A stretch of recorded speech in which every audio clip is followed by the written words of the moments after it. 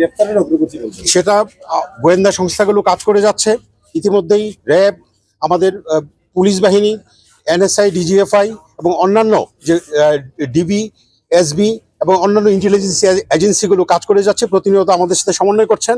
আমরা আশা করি অভিযুক্ত অতি দ্রুত গ্রেফতার হবে। আমরা অনুরোধ করছি, আমরা দাবি রাখছি সরকারের কাছে তাকে অভিযুক্ত দ্রুত গ্রেফতার করে সর্বোচ্চ শাস্তি নিশ্চিত করার জন্য।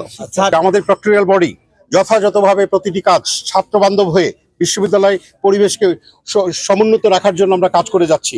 এই ঘটনাতে যে ঘটনাটি ঘটেছে, একজন বহিরাগত যে ঘটনাটি ঘটিয়েছেন, এই ঘটনাটির জন্য যারা দায়ী আছেন সেটাকে অনুসন্ধান করার জন্য ইতিমধ্যেই একটি ফ্যাক্ট ফাইন্ডিং কমিটি গঠন করা হয়েছে এবং যারা দায়ী আছেন, এই ঘটনার সাথে সম্পৃক্ত আছেন, তাদের বিরুদ্ধে বিশ্ববিদ্যালয় কর্তৃপক্ষ যথাযথ ব্যবস্থা গ্রহণ করবেন বলে গত রাত্রে একটি প্রেস রিলিজের মাধ্যমে জানিয়েছেন।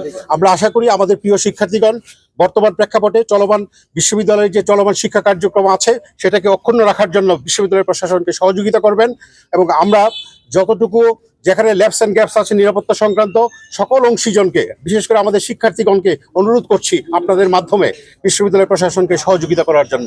শিক্ষার্থীরা ক্ষোভের বশে এটা করেছে, আমরা আশা করছি, তাদেরকে অনুরোধ করছি যে সময়ের সাথে সাথে এই বিষয়টি ওনারা বুঝতে পারবেন। বিশ্ববিদ্যালয়ে 18 মাস যাবৎ যে চলমান যে শিক্ষা কার্যক্রম আছে সেটাকে আমরা অক্ষুণ্ণ রাখতে পারবো ইনশাআল্লাহ।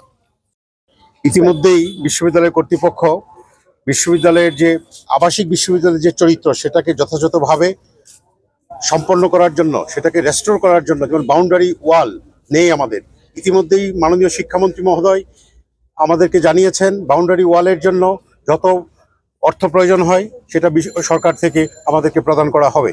আমরা বিশ্ববিদ্যালয়ের নিরাপত্তা ব্যবস্থাকে সুদৃঢ় করার জন্য ইতিমধ্যেই বিশ্ববিদ্যালয় কর্তৃপক্ষ সরকারের সহযোগিতায় যে প্রকল্পগুলো আছে, যে অ্যাক্টিভিটিসগুলো আছে, সেগুলো বাংলাদেশ সরকারের উচ্চ পর্যায় থেকে আমাদেরকে ইতিমধ্যেই এনশিওর করেছে যে অর্থের যত প্রয়োজন হবে সেগুলো সরবরাহ করা হবে।